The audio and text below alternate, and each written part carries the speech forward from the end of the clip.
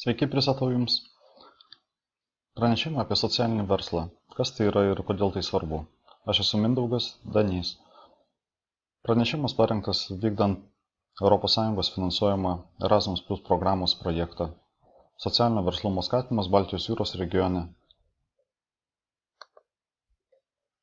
Socialinėm inovacijom ir socialiniu verslu pradėjau domėtis nuo 2009 metų, kai su kolegomis iš Pilietinės atsakomybės fondo įkūriau dvi inovatyvias platformas. Pagalba reklama leido nevyriausybinėm organizacijom talpinti savo reklaminius skydelius interneto portaluose ir pagalba daiktais LT, kuri suteikė galimybę nepasiturinčiom šeimoms sulaukti paramos daiktais iš tų žmonių, kurie turi atliekamų nereikalingų daiktų, baldų, buitinės technikos ir panašiai. 2010 metais internete radau informaciją apie coworkingą bendradarbystę ir supratau, kad tai yra viena iš socialinių inovacijų formų, gan sparčiai plintanti išsivysčiusiose šalyse. Kas yra coworkingas? Coworkingas tai, kai dažniausiai laisvai samdomi profesionalai dalinasi erdve, darbo erdve ir kitomis patalpomis su panašiais į save žmonėmis. Coworkingas yra patogiau nei dirbti namuose ar nuomotis darbo vietą kažkur tai mieste, kavinėje ar atskirą biurą, nes leidžia keistis informaciją, ryšiais, padeda užmegzti naujus kontaktus, galbūt įkurti naujus verslus. Tai 2010 metų rudenį, lapkričio mėnesį, išsinuomavau patalpą Šiaurės miestelio technologijų parke ir įkūriau pirmąjį Lietuvoje coworkingo centrą Hub Vilnius. Vėliau, 2013 metais, vėlgi besidomint socialiniam inovacijom, pastebėjau tokį fenomeną kaip daržininkystė miestuose, urban gardening. Ir kažkaip kilo mintis, kad kodėlgi to nepabandžius Vilniuje. Ir susiklošus palankioms aplinkybėms, bendradarbiavant su Antakalniečių bendruomenė, pavyko tokį pirmąjį daržą įrengti ir jau 4 metus mes jį plėtojame. Įdomu tai, kad daržas tapo priemonė sustiprinti bendruomenę, pritraukti naujus aktyvistus, iš jo išplaukė daug naujų iniciatyvų. Daržininkai pradėjo organizuoti bendruomenės šventes, Kalėdų mugę, kaimynų dieną ir kitus renginius, bendradarbiauti su šalia esančia progimnazija, įtraukė moksleivius į edukacinės veiklas, nes daržas gali turėti daug įvairių formų ir jo veiklos gali ir padėti sutvarkyti apleistą aplinką ar, kaip sakiau, būti kažkokia tai šviečiamąją veiklą, darbas su jaunimu, moksleiviais. Bet kuriuo atveju daržininkavimas suteikia daug papildomos teigiamos energijos. Pastaruoju metu, kelis pastarosius metus kuruoju socialinio verslumo ir socialinių inovacijų grupę Facebook'e, kurios grupės nariai čia keičiasi informaciją, patarimais, diskutuoja, užduoda klausimus, dalinasi savo iniciatyvomis ir skleidžia socialinio verslumo dvasią Lietuvoje. Taip pat domiuosi ir taktiniu urbanizmu. Taktinis urbanizmas irgi viena iš socialinių inovacijų. Tai miestiečių įtraukimas į viešųjų erdvių pritaikymą, panaudojimą, skatinimas gyventojus būti aktyviais. Koks ryšys tarp socialinių inovacijų ir socialinio verslumo? Iš kur atsiranda socialinės inovacijos? Kodėl jos atsiranda? Čia yra dalis priežasčių, bet esmė, kad kuo toliau, tuo labiau individo reikšmė yra ir vertė yra didesnė, auga. Pavienis žmogus gali, išnaudodamas socialinius tinklus, greitai paskleisti savo idėjas, surasti rėmėjus, partnerius, bendraminčius ir pakeisti jėgų pusiausvyrą. Tai yra sumažinti valdžios, valstybės institucijų, privataus kapitalo ar kažkokių kitų organizuotų struktūrų institucijų galės.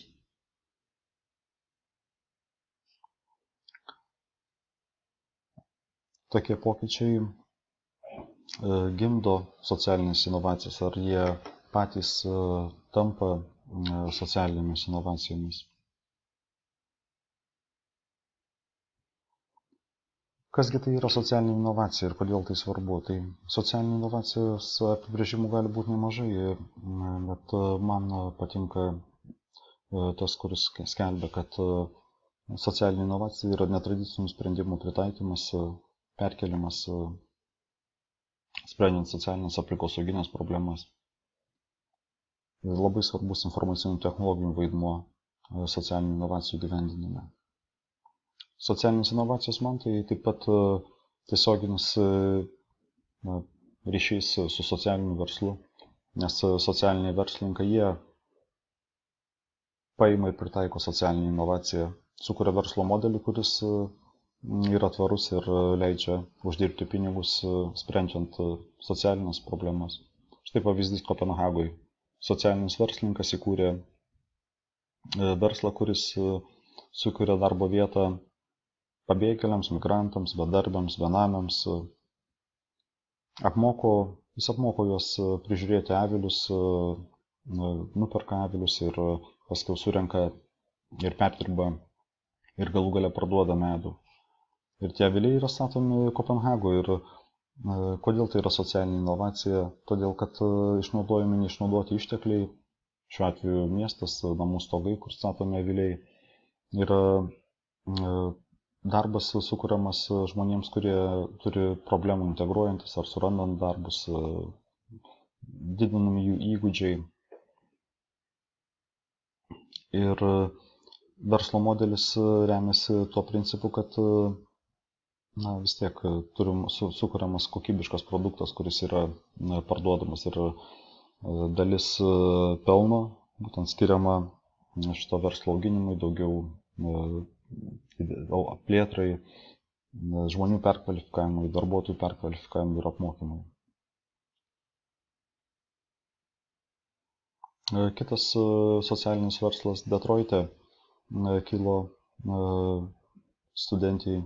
Jinai norėjo padėti benamiams, ieškojo būdų, kaip būtų galima kažkiek tai palengvinti benamių dalią ir sugalvojo, kad galbūt reikia sukurti striukę, kuri gali tarnauti kaip miegmaišis.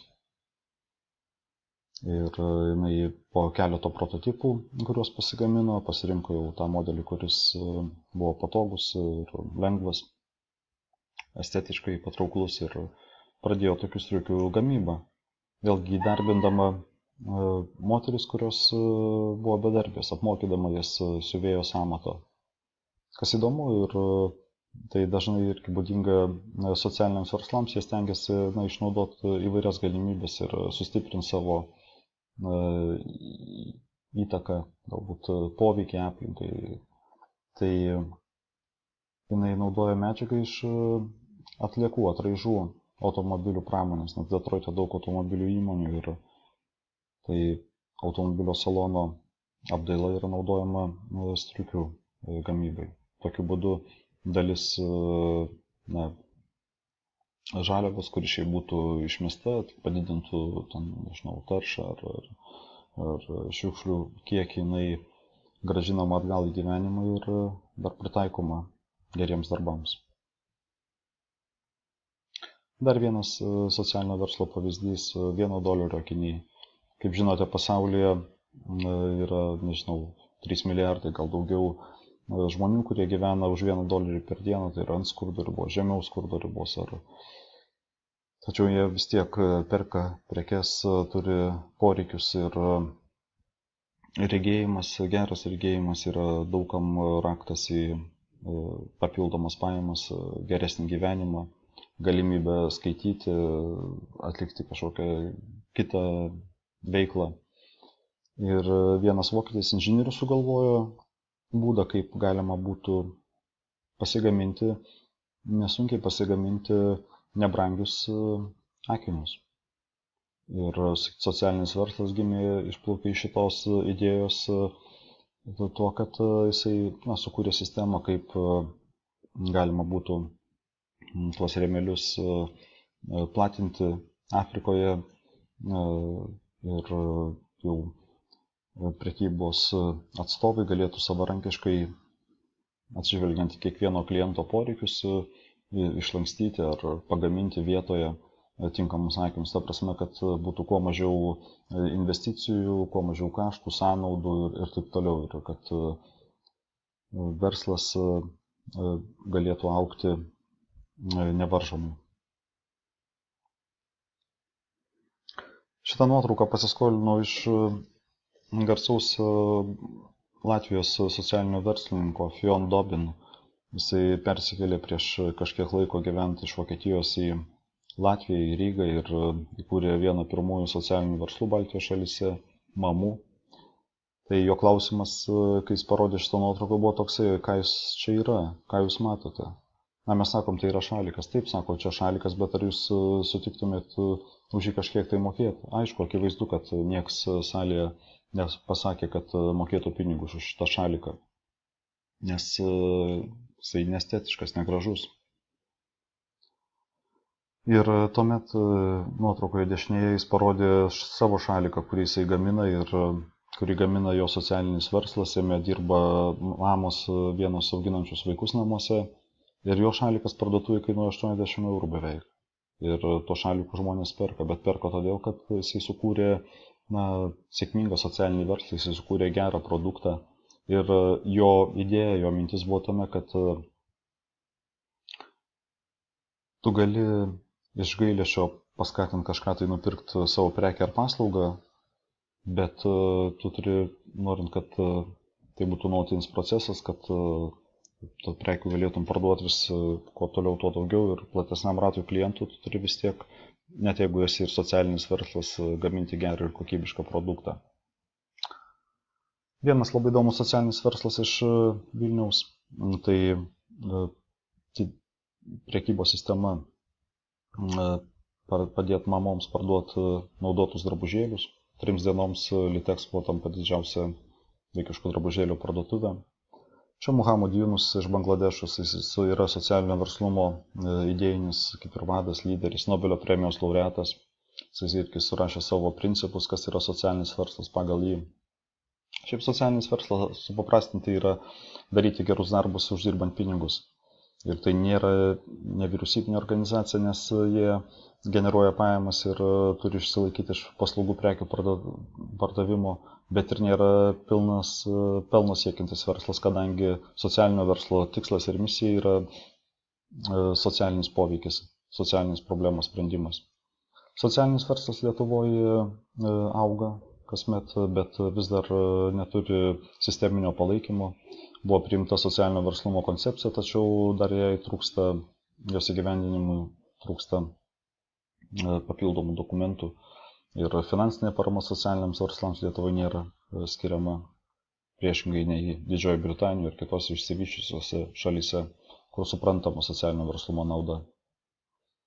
Tai socialinio verslo koncepcijoje išvardinta, kas yra socialinis verslas, kokiais kriterijais jis turėtų būti vertinamas.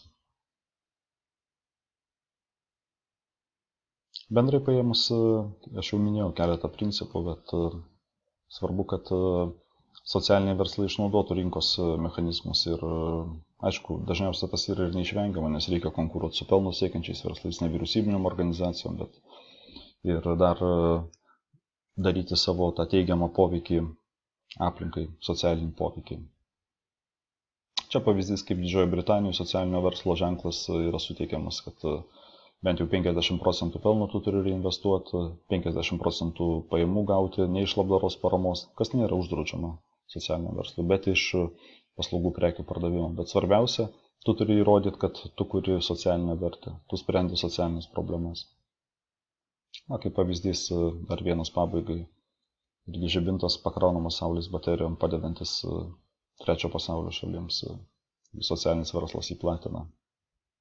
Taigi galimybės Lietuvoje didelės, neribotos, daug ką nuveikti. Jeigu turite klausimų, kreipkitės į mane. Ačiū.